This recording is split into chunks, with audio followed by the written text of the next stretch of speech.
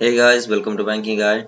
आप सभी का स्वागत है इंडियन एक्सप्रेस के एडिटोरियल क्लास में। ठीक है, मुझे पर्सनली ऐसा लगता है इंडियन एक्सप्रेस न्यूज़पेपर बहुत ही यूज़फुल है बैंकिंग एग्ज़ाम के लिए। तो मैंने इसे फॉलो किया था अपने स्टडी पीरियड के दौरान, इसलिए मैं आप लोगों के साथ एडिटोरियल लेके आया हूँ इंडियन एक्सप्रेस का। आज से ये एडिटोरियल क्लास कंटिन्यू रहेगा। ठीक है, अगर आपको वीडियो अच्छा लगता है तो अपने दोस्तों के साथ शेयर कीजिए। बाकी चलिए देखते हैं क्या है क्लास में आज। Cost of war. ठीक है, कॉस्ट ऑफ वॉर, किसी चीज की कीमत क्या है, वॉर जो अभी चल रहा है उसका क्या कीमत हो सकता है, इसी पे चर्चा किया गया है। तो फ्रॉम इन्फ्लेशन टू ग्रोथ, महंगाई से लेके विकास दोनों। ठीक है, इन्फ्लेशन से ग्रोथ तक की बात करें। Navigating the economic environment, navigate करना मतलब क्या होता है? आप गूगल मैप के नेविगेशन को यूज करते हो, नेविगेट करते हो मतलब क्या, किसी को ट्रैक करते हो कि वो किधर जा रहा है, कैसा कर रहा है, क्या परफॉर्मेंस कर रहा है। तो नेविगेट कर रहे हैं इकोनॉमिक इन्वायरमेंट को। In shadow of Russia invasion is a task cut out. ठीक है, इन शैडो ऑफ के छत्र छाया में, जैसा अभी रसिया ने क्या किया, इन्वेजन किया। इन्वेजन मतलब किसी की टेरिटरी में घुस जाना, जबरदस्ती घुस जाना। ठीक है, रसिया का जो इन्वेजन है उसमें हम इसको देख रहे हैं, is a task cut out. Task cut out का मीनिंग होता है, टास्क कट आउट का मीनिंग होता है बहुत ही difficult work to do something, है ना। कोई अगर डिफिकल्ट वर्क है जिसको करने में बड़ी मुश्किल आ रही है तो उसको आप टास्क कट आउट बोल सकते हैं। चलिए आगे देखते हैं, एडिटोरियल को शुरू करते हैं। द मैक्रो इकोनॉमिक इन्वायरमेंट, हमारा जो मैक्रो इकोनॉमिक इन्वायरमेंट है, माइक्रो इकोनॉमिक को मैं थोड़ा बता दूं। ऐसे ये इकोनॉमिक्स टर्म है लेकिन थोड़ा आपको पता होना चाहिए। माइक्रो इकोनॉमिक मतलब होता है, इकोनॉमिक मतलब होता है जो आप एक देश के अंदर में, किसी कंट्री के अंदर में क्या एक्टिविटी हो रही है, क्या रेट है, रेट ऑफ इंटरेस्ट चल रहे हैं, क्या बिजनेस डीलिंग हो रही है, क्या इन्वेस्टमेंट है, इसी सब के बारे में जो पढ़ाई होती है। ठीक है, तो micro economic environment has change considerably from the time finance minister Nirmala Sitharaman presented the union budget. यहाँ पे क्या कहा जा रहा है कि माइक्रो इकोनॉमिक इन्वायरमेंट जो है हैज चेंज, हैज के साथ V3 लगता है और माइक्रो इकोनॉमिक इन्वायरमेंट सिंगुलर है इसलिए हैज लग गया है यहाँ पे। ठीक है, तो हैज चेंज कंसिडरेबली, काफी हद तक ये चेंज हो चुका है। फ्रॉम द टाइम किस समय से, जब किस समय से finance minister Nirmala Sitharaman presented the union budget, जब निर्मला सीतारमन जी यूनियन बजट पेश किए थे, उससे अभी दोनों में सिचुएशन में काफी चेंजेस आ चुकी है, यही कहना है। And the RBI release it's inflation forecast for the upcoming physical year, और आरबीआई ने क्या किया था, अपना इन्फ्लेशन फोरकास्ट, इन्फ्लेशन जो महंगाई का जो फोरकास्ट था, भविष्यवाणी थी, उसको इसने क्या किया था, फिजिकल ईयर, अगले जो अपकमिंग फिजिकल ईयर है उसके लिए प्रिडिक्ट किया था। On Thursday crude oil prices, ठीक है, ऑन थर्सडे बृहस्पतिवार को क्या हुआ, थर्सडे को क्रूड ऑयल प्राइसेस जो है hovered around 120 dollar barrel for the first time in a year. पहली बार ऐसा हुआ। होवर्ड मतलब क्या होता है, किसी चीज के आसपास मंडराना, घूमना, है ना। 120 बैरल के ऊपर नीचे आ रहा था, कभी ऊपर जा रहा था, कभी नीचे आ रहा था। तो क्रूड ऑयल प्राइस जो है वो क्या हुआ है, 120 डॉलर पर बैरल के आसपास में इधर उधर हो रहा था। ठीक है, तो अब देखते हैं, इन द फर्स्ट टाइम, ये ऐसा पहली बार हुआ है कि ये ऐसा हो रहा है। वाइल, उसी बीच, price have moderated mildly thereafter. ठीक है, वाइल उसी दौरान, वाइल का मतलब होता है किसी समय को दिखाने के लिए, वाइल उसी दौरान। ठीक है, जब ये 120 बैरल के आसपास में था उसी दौरान, वाइल प्राइसेस, देखो प्राइसेस है प्लूरल है तो इसके लिए हैव लगा है, हैव मॉडरेटेड, एक मॉडरेट लेवल पे है, ना बहुत ज्यादा आया ना बहुत कम। माइल्डली देयर आफ्टर, माइल्डली मतलब जैसे कोविड आया था तो ये वर्ड आप बहुत सुने होंगे, माइल्ड सिम्टम है, माइल्ड मतलब थोड़ा बहुत। ठीक है, तो माइल्डली ये थोड़ा बहुत आगे पीछे हुआ था, उसके बाद क्या हुआ, ये थोड़ा बहुत सुधार हुआ। For the which imports around 80% of its requirements, Indian economy के लिए जो कि अपने इंपोर्ट करती है around 80% of its requirement. India का जितना भी रिक्वायरमेंट है, मान लो अगर इंडिया की रिक्वायरमेंट 100 लीटर पेट्रोल की है तो उसमें 80% क्या होता है, इंपोर्ट होता है। इंपोर्ट में हम क्या करते हैं, 80 लीटर इंपोर्ट करते हैं और 20 लीटर हम खुद का प्रोड्यूस करते हैं। Higher crude oil prices will have adverse consequences. इसका अगर हायर प्राइस जाता है, अगर प्राइस इंक्रीज कर जाता है तो इसका क्या होगा, एडवर्स कॉन्सिक्वेंसेस। जो है एडवर्स मतलब एडवर्स का मीनिंग होता है विपरीत परिस्थिति बन जाएगी। इसका पॉजिटिव इम्पैक्ट नहीं होगा, निगेटिव इम्पैक्ट होगा। Higher prices will impact growth. अब यहाँ पे क्या करना है, एक तो अगर क्रूड ऑयल प्राइसेस का हायर प्राइस अगर होगा तो एडवर्स इम्पैक्ट होगा। क्या इम्पैक्ट होगा, तो higher price will impact growth. ये क्या करेगा, हमारे ग्रोथ को इम्पैक्ट करेगा। Will be inflationary and will exert upward pressure on the current account and physical deficit. अब देखो एक चीज देखो यहाँ पे, higher price will, higher price पहले बता दिया किस चीज का, तो हायर प्राइस क्रूड ऑयल का। Higher price will impact growth, will be inflationary, will exert, ये विल बी का सब्जेक्ट कहाँ चलेगा, तो ये तीनों चीज हायर प्राइस, क्रूड ऑयल के हायर प्राइस की बात कर रहा है, इसलिए सब्जेक्ट क्या कर लिया है, कॉमन ले लिया है, ठीक है, और कॉमा दे दे के वर्ब और ऑब्जेक्ट डाला गया है। तो higher prices will impact growth, impact करेगा, क्या करेगा, असर डालेगा हमारे ग्रोथ पे। विल बी इन्फ्लेशनरी, ये क्या करेगा, महंगाई बढ़ाएगा, क्या, हायर प्राइस। और will exert upward pressure on the current account and physical deficit.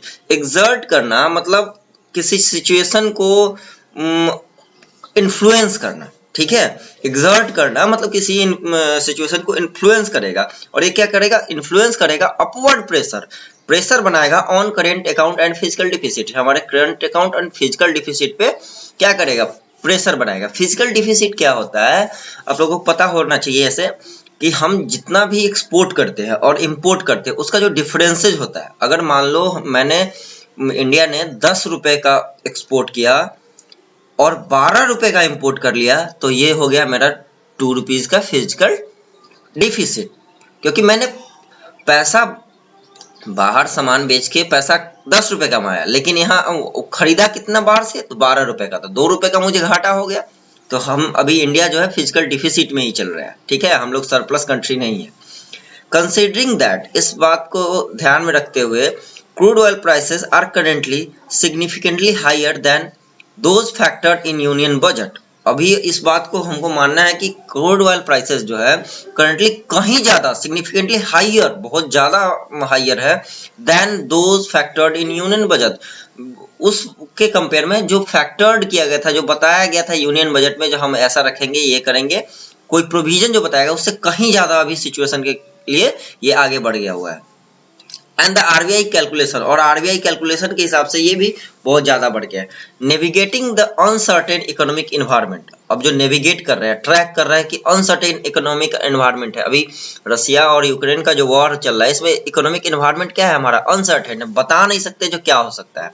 Will require deft management by monetary, will require, ये क्या होगा, रिक्वायर करेगा ड्रिफ्ट मैनेजमेंट, इसको जरूरत होगी एक डिफ्ट मैनेजमेंट। डिफ्ट मैनेजमेंट मतलब बहुत ही स्किलफुल, क्लेवर और क्विक रिस्पॉन्स वाला मैनेजमेंट चाहिए, बहुत ही अच्छे तरीके से मैनेज करे, by monetary and physical authority के द्वारा, ठीक है, ये मॉनेटरी एंड फिजिकल अथॉरिटी के द्वारा इसको बहुत ही बेहतरीन मैनेजमेंट की जरूरत है, डेफ्ट मैनेजमेंट की जरूरत है।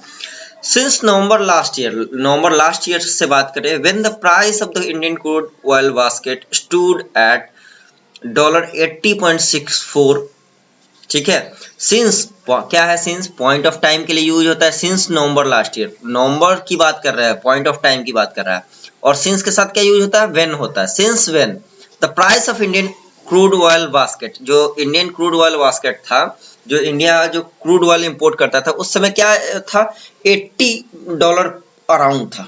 ऑयल मार्केटिंग कंपनीज उस समय, ऑयल मार्केटिंग कंपनी जो भी कंपनी जो कि ऑयल का मार्केटिंग करती है, बेचती हैं, कंपनी के लिए हैव लगा है, have refrain, have plus V3 हुआ, have refrain from rising pump prices, ये क्या करे थे, बचे थे, refrain from something, refrain somebody from something, या रिफ्रेन फ्रॉम समथिंग होता है, ठीक है, रिफ्रेन का सिंटैक्स ही होता है from, refrain from revising pump price, pump price को रिवाइज करने से वो लोग बच रहे थे। जिस समय $80 पर बैरल था, उस समय पंप जितने भी मार्केटिंग कंपनी थे, जैसे हमारे यहाँ भारत पेट्रोलियम हुआ, इंडियन ऑयल हुआ, ये लोग क्या कर रहे थे, बच रहे थे कि नहीं अभी रिवाइज नहीं करना है पंप प्राइस को। इवन दाउ कंजंक्शन है, कॉन्ट्रास्ट शो करेगा। इवन दाउ बावजूद इसके global price have on the rise, बावजूद इसके कि ग्लोबल प्राइस क्या था, राइज पे था, फिर भी ये लोग बच रहे थे। कॉन्ट्रास्ट शो कर रहा है, दिख रहा है आपको।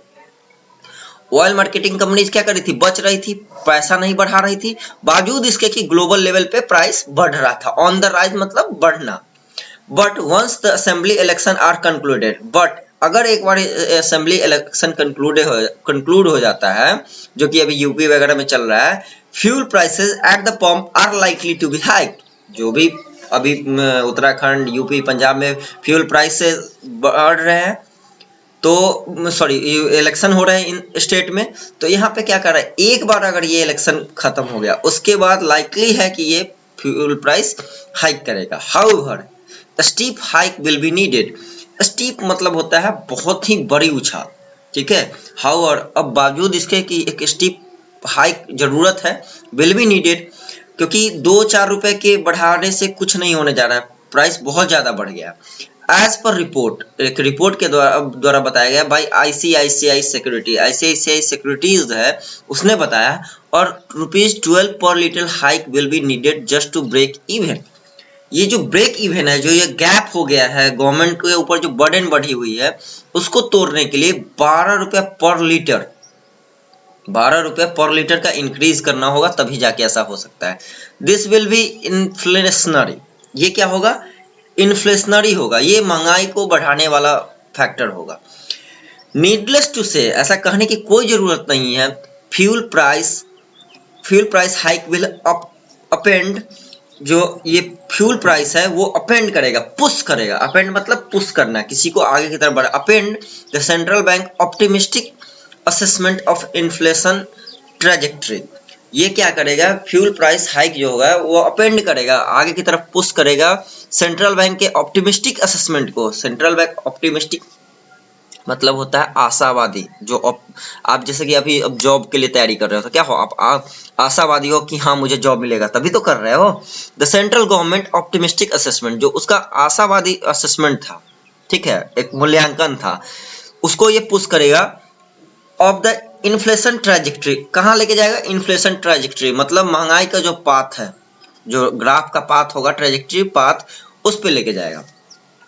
As per RBI recent assessment, RBI की रिसेंट असेसमेंट की बात करें, inflation was expected to trend down.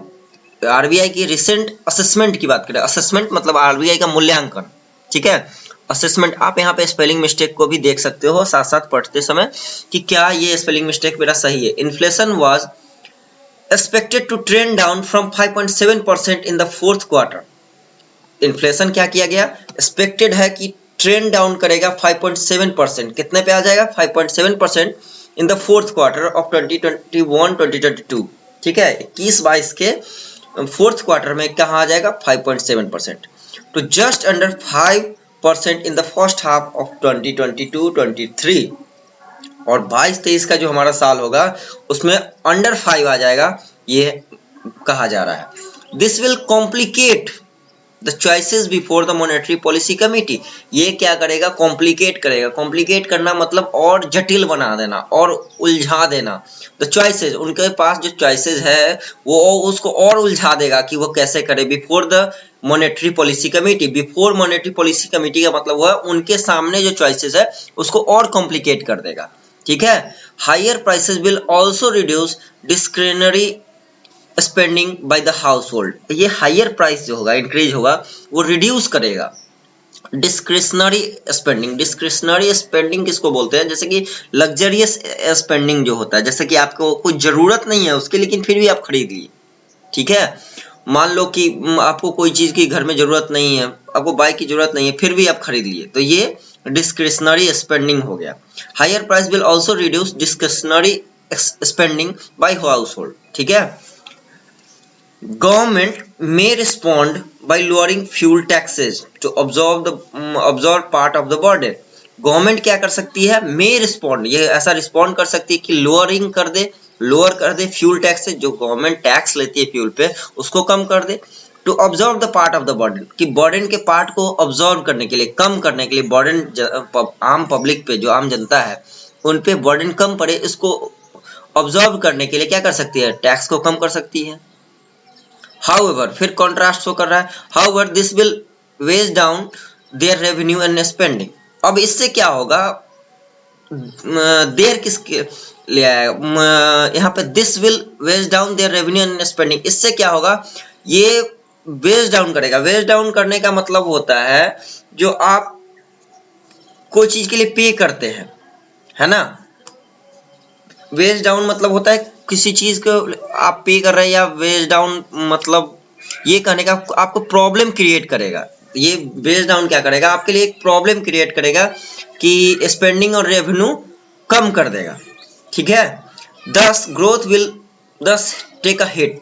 जाहिर सी बात है, अगर गवर्नमेंट की रेवेन्यू कम हो जाती है, गवर्नमेंट का एक बहुत बड़ा रेवेन्यू का पार्ट कहाँ से आता है, पेट्रोल और डीजल के ऊपर लगे टैक्स से आता है।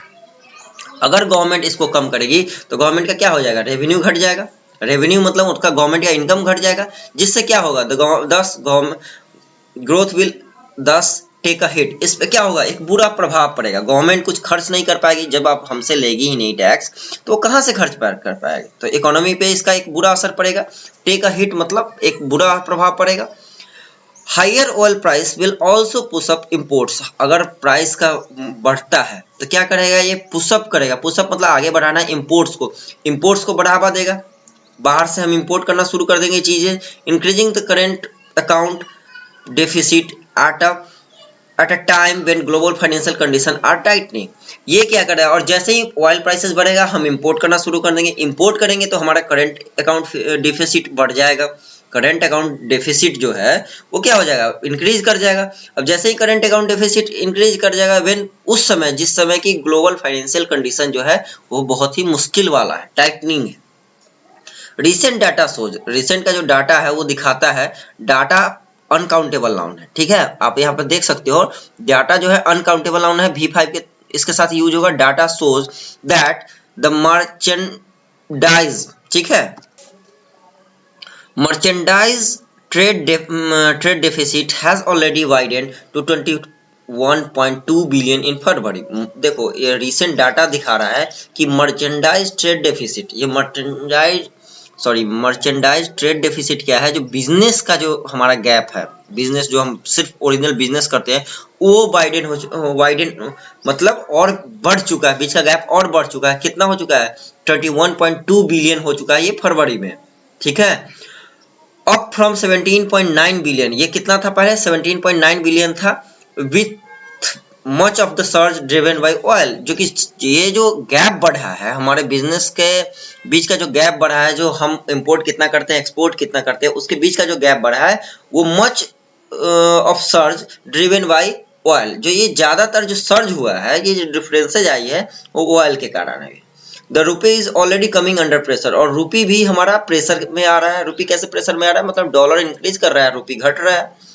This will only add to the inflationary pressure, और ये क्या करेगा, सिर्फ इन्फ्लेशनरी प्रेशर ऐड करेगा, मतलब महंगाई को और बढ़ाने में एक फैक्टर बनेगा। द इनडायरेक्ट कॉन्सिक्वेंसेज, अब देखो कॉन्सिक्वेंसेज का स्पेलिंग आप देखो यहाँ पे क्या है, the indirect consequences of deterioration in the economic environment. Deterioration मतलब किसी का दुष्प्रभाव, ये बुरा परिणाम क्या पड़ता है, तो इनडायरेक्ट कॉन्सिक्वेंसेज क्या होगा, जो और खराब करे, ये डिटेरियोरेशन हो रहा है in the economic environment are also beginning to show, ये भी दिखना शुरू हो गया है। ये डिटेरियोरेशन मतलब खराब स्थिति अब दिखना शुरू हो गई है इनडायरेक्टली। ये तो डायरेक्ट, ऊपर तो डायरेक्ट दिखा रहा था, अब इनडायरेक्ट की बात कर रहा है। देयर आर रिपोर्ट्स दैट, यहाँ पे कुछ रिपोर्ट आ रहे हैं, that's LIC initial public offering, जो हम लोग LIC की इनिशियल पब्लिक ऑफरिंग की बात कर रहे थे, LIC का जो इनिशियल पब्लिक ऑफरिंग है मे बी पोस्टपोन्ड, इसको पोस्टपोन्ड किया जा सकता है to the next financial year, अगले साल के फाइनेंशियल ईयर के लिए। ये क्या है, एक इनडायरेक्ट इफेक्ट है। Due to prevailing market uncertainty, आप लोगों को भी दिख रहा होगा शेयर मार्केट अभी लगातार क्रैश कर रहा है, तो ये जो प्रिवेल कर रहा है, पाया जाना है, प्रिवेल मतलब पाया जाना है, ये जो प्रिवेल कर रहा है सिचुएशन ऐसा बना हुआ है, उसके कारण क्या किया जा रहा है, LIC के हो सकता है कि LIC की इनिशियल पब्लिक ऑफरिंग को नेक्स्ट ईयर कर दिया जाए। While the full effect of the oil price shock will be visible with a lag, और जो इसका फुल इफेक्ट है ऑयल प्राइस शॉक का, शॉक मतलब हिलाना, किसी चीज का बुरा असर पड़ना, विजुअल होगा विथ अ लैग, कुछ दिनों के बाद ये एक धीरे धीरे लैग मतलब आपके काम में रुकावट आना दिखेगा। When taken together with the third wave of the pandemic, और जब इसको साथ ले लेते हैं pen together with third wave of the pandemic, जब इसको इस क्राइसिस को अगर हम थर्ड वेव ऑफ पेंडेमिक के साथ ले, it suggest further downside risk to economic growth in the fourth quarter. ये क्या करता है, सजेस्ट करता है कि डाउन साइड मतलब कोई चीज का बुरा असर होना है ना, और गिरावट आना है इसमें, ठीक है। तो downside risk to economic growth, ये और इकोनॉमिक ग्रोथ को नीचे लेके जाएगा in the fourth quarter, which as per the national static office, जो हमारा नेशनल स्टैटिक ऑफिस है उसका latest estimate was already expected to slow down to 4.8% from 5.4% in the previous quarter. जो प्रीवियस क्वार्टर में हमारा 5.4% था, उससे अब घट के क्या हो जाएगा, 4.8% हो जाएगा। ये हमारा नेशनल स्टैटिक ऑफिस का कहना है। आज का एडिटोरियल क्लास पहला क्लास था, आप लोगों को कैसा लगा? अगर अच्छा लगा तो जरूर रिस्पॉन्स दीजिएगा और अपने दोस्तों के बीच में, अपने ग्रुप में जरूर शेयर कीजिएगा जो हाँ इंडियन एक्सप्रेस का एडिटोरियल क्लास देखो। अगर अच्छा लगता है तो फॉलो करो, ठीक है। That's all for today, thank you.